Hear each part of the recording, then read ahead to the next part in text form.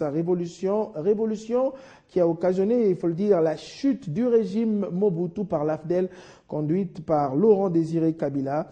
Une journée marquée par un culte d'action de grâce en la cathédrale du Centenaire, ici à Kinshasa, en présence de plusieurs personnalités, dont le président de l'Assemblée nationale, Aubin Minakou.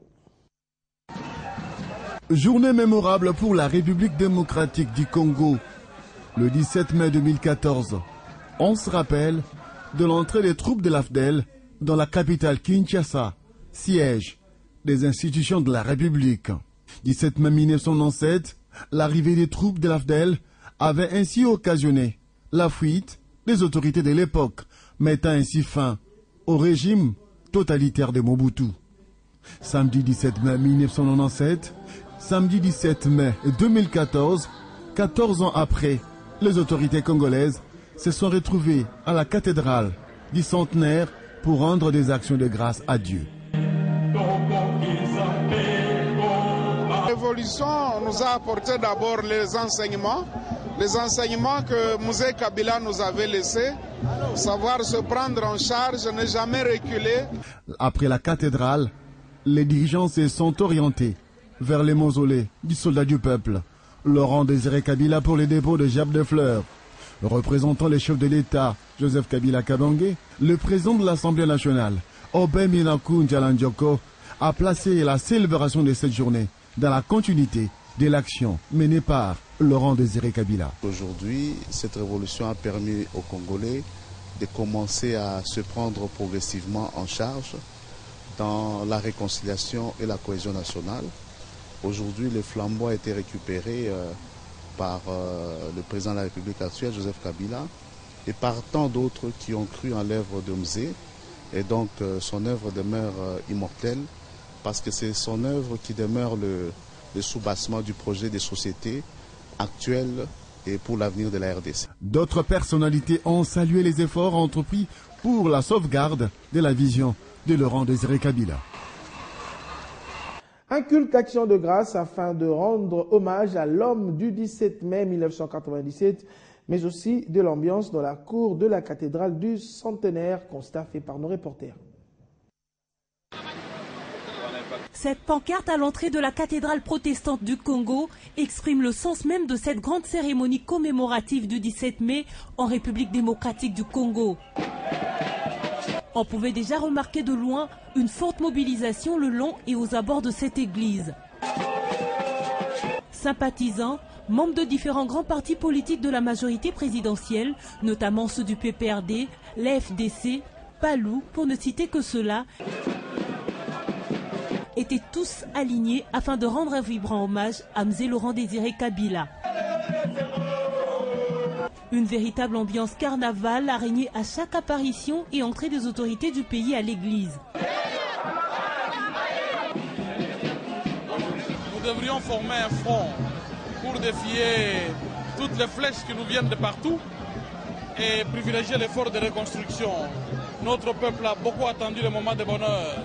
Il est temps qu'on reconstruise notre pays, qu'on crée ces conditions qui évitent à nos enfants de croire que le bonheur est ailleurs. Voilà comment ils souffrent maintenant. S'il faut retenir une chose qui est importante, même dans les hymnes des opprimés, il est dit, peuple congolais, ne jamais échouer. C'est-à-dire que tout ce que nous sommes en train de faire, nous devons aller de l'avant absolument et nous ne pouvons pas échouer. Et alors le 17 mai, pour moi, c'est un très très grand jour. À travers cette commémoration, le peuple congolais veut démontrer son attachement à l'idéologie de Laurent Désiré Kabila, à savoir ne jamais trahir le Congo. Après l'église protestante du Congo, les autorités du pays et toutes les forces vives de la nation se sont tous dirigés au mausolée Mzé Laurent Désiré Kabila pour le dépôt de gerbes de fleurs et le recueillement. Voici à présent quelques réactions des politiciens recueillis sur place par l'équipe de Télé 50. Le 17 mai, c'est un moment où nous devons penser à celui qui a donné l'estocade à la dictature et qui a préparé la restauration de la République, confirmée par Joseph Kabila. Mzé nous a enseigné tous, non seulement de nous prendre en charge, mais aussi de nous défendre nous-mêmes, défendre nos milieux de vie et finalement travailler pour défendre ces pays et de ne jamais les trahir. Et ni était cette révolution, il y a des gens qui ne pouvaient et qui ne devaient même pas accéder au poste de responsabilité parce qu'il y a des castes qui étaient déjà formés. Il a fallu que Musée arrive pour effacer ces histoires-là, cette différence-là, disons ces classes sociales, pour que enfin, ceux qui ont des qualités accèdent aussi à des responsabilités. Le musée nous a enseigné la prise en charge et toutes les transformations modernes que nous voyons dans ces pays sont pratiquement les résultats de la prise en charge prônée par le musée. 17 mai en province, particulièrement au Kasaï oriental, une messe d'action de grâce a été dite en la mémoire de Mzee Laurent-Désiré Kabila dans la paroisse catholique Sainte-Marie. Le gouverneur Alphonse Ngoï Kachanzi y a pris part avec plusieurs personnalités politico-administratives de cette province. Images et commentaires.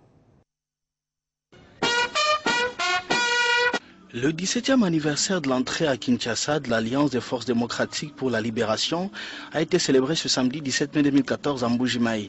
Le gouverneur Alphonse Ngoï Kachanzi et les officiels du Kasaï oriental ont assisté à une messe d'action des grâces à la paroisse Sainte-Marie-Vilmiba. Dans son homélie, l'abbé Cléophas Moujika s'est inspiré de l'évangile selon Saint Jean 14, 7 à 14 pour demander aux Congolais en général et aux Est-Kassaïens en particulier d'avoir le courage qu'avaient Saint Paul et Mzee Laurent-Désiré Kabila.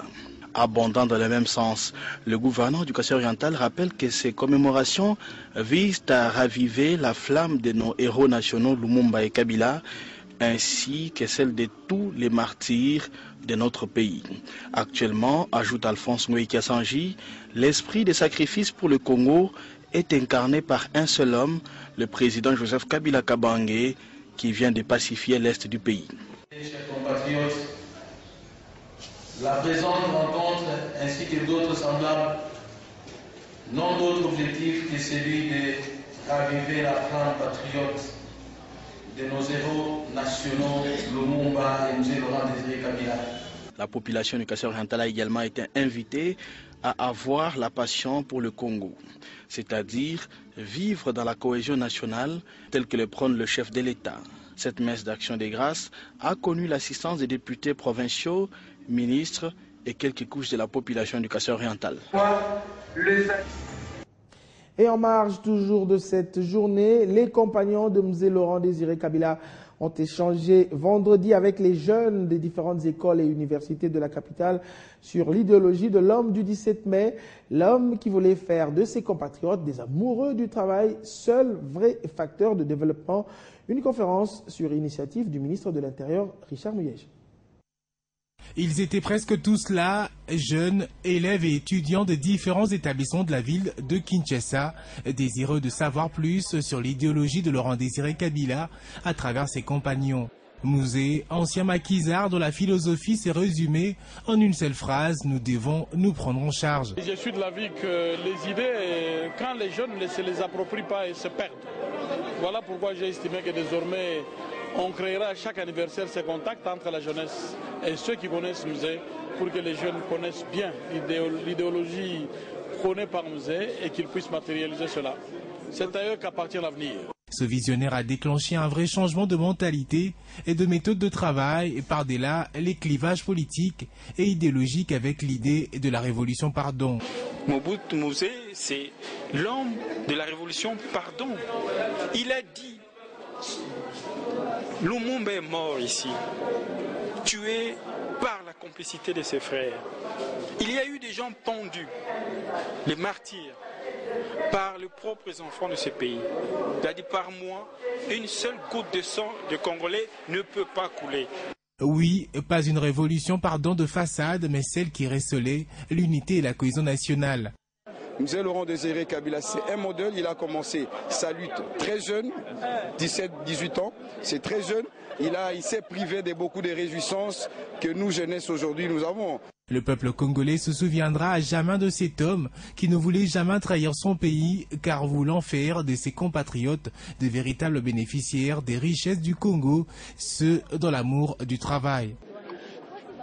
Ce souvenir de Mzee Laurent-Désiré Kabila, c'est aussi l'amélioration du social des Congolais Mission dévouée à la réserve stratégique qui sans cesse matérialise son idéologie. Nous devons nous prendre en charge. Implantée dans toutes les provinces de la RDC, la réserve stratégique met à la disposition des Congolais plusieurs variétés de produits agricoles à crédit et à un prix patriotique. Suivez. 17 ans après, les Congolais peuvent encore palper du doigt les acquis laissés en souvenir par celui qu'ils ont appelé soldat du peuple, Mzee Laurent-Désiré Kabila. Pour lui, le développement du Congo devrait d'abord commencer par éradiquer la famine au sein du peuple congolais, car un ventre affamé n'a point d'oreille. Parmi les structures créées pour y parvenir, le service national, mais aussi la réserve stratégique générale qui, sous la houlette de Joseph Kabila Kabange, s'est étendue sur toute la RDC en vue de mettre en pratique sa vision. Coordonnée par Ndona Marianne Sitawa Kenge, la réserve stratégique a une mission lourde et infaillible, celle de mettre à la disposition des Congolais du maïs, manioc, huile de palme, riz, haricots, arachides, pommes de terre, bref, des denrées alimentaires pour stopper la famine. Ce service est implanté dans chaque province de la RDC et ces produits sont donnés à crédit à un prix abordable pour permettre aux enseignants, fonctionnaires, orphelins, veuves ainsi qu'aux vulnérables de mieux vivre. Situation des expulsés de Brazzaville, le gouvernement congolais a transféré environ 2000 d'entre eux vers un autre centre de transit aménagé dans la commune de Maluku, toujours à Kinshasa. Les responsables de la Direction générale des migrations affirment que la majorité de ces personnes sont des femmes et des enfants qui étaient arrivés dans ce site de transit avec leurs bagages. Suivez. C'est pour améliorer les conditions de ces réfugiés que le gouvernement congolais a décidé d'ouvrir un site beaucoup plus approprié dans la commune de Maluku. Ces expulsés de Brazzaville reconnaissent cependant que le site de Maluku est mieux que celui du stade Cardinal Malula et de la maison communale de Kinshasa, où ils étaient exposés aux intempéries et autres maladies. Et pour mieux s'occuper de leur santé, la Croix-Rouge a installé dans le site de Maluku 2 grands hangars et 2 tentes. Une clinique mobile est également installée pour une assistance médicale pour ces personnes qui vivent dans une promiscuité totale. Nombreux d'entre eux ont déjà commencé à regagner leur province d'origine, notamment ceux du Bas-Congo et du Bandundu, mais les ressortissants de l'Équateur attendent toujours une aide et appellent le gouvernement provincial à faire de son mieux pour leur permettre d'arriver dans leurs villages respectifs. Depuis les débuts de l'opération Mbate Mokolo, initiée par les autorités de Brazzaville, près de 100 000 Congolais de Kinshasa ont été expulsés. Et puis sachez qu'un premier lot de près de 600 expulsés de Brazzaville, ressortissants des provinces de l'Équateur et de la province orientale, seront bientôt rapatriés dans leur milieu d'origine. Le bateau MB Govuli, qui a été mis à leur disposition pour les embarquer à destination de Mbandaka par le fleuve, embarque déjà quelques-uns d'entre eux. Une opération de rapatriement favorisée grâce à l'appui de l'église Mangembo. Et en sport, on va parler de la Ligue des champions de la CAF, dont le go de la phase de poule a été donné vendredi par la défaite du tout-puissant Mazembe à Khartoum. En lice, ce dimanche, l'ASV Club accueille au stade Tata Raphaël le club égyptien de Zamalek pour le compte de la première journée du groupe A. Ce samedi, comme l'exige la CAF, l'entraîneur Florent Ibenge des Dauphins Noirs de Kinshasa était tout confiant face à la presse nationale. Une victoire s'avère impérative pour honorer les mémoires des victimes du 11 mai dernier. Doudou Mbala. On a pris un coup derrière la tête après la défaite de Mazembe parce qu'on voulait vraiment être champion. Et le coup est arrivé encore beaucoup plus fort, sachant la tragédie qui s'est passée après. Maintenant, on parle de demain. C'est un match qui arrive. On a la chance de pouvoir justement se reconcentrer et à nouveau de faire plaisir aux gens. C'est en ces termes que s'est exprimé Florent Ibenge Ikwange face à la presse sportive à 24 heures de l'entrée en liste de son équipe devant Zamalek. Le titre perdu à la division 1 le week-end dernier devant le tout-puissant Mazembe a sans doute entamé le moral des joueurs, mais pas pendant longtemps puisqu'ils ont été vite à récupérer. 15 morts, on n'oublie pas ça simplement, ça dépasse le football. Pour moi, ça dépasse largement le football. Même une personne, c'était trop. Et là, c'est 15, c'est inexplicable et ça ne doit jamais arriver dans le football. Maintenant, la vie doit continuer. Demain, voilà le Zamalek qui arrive. Le public ne sera pas là, malheureusement. on aurait bien voulu faire une très belle prestation devant notre public.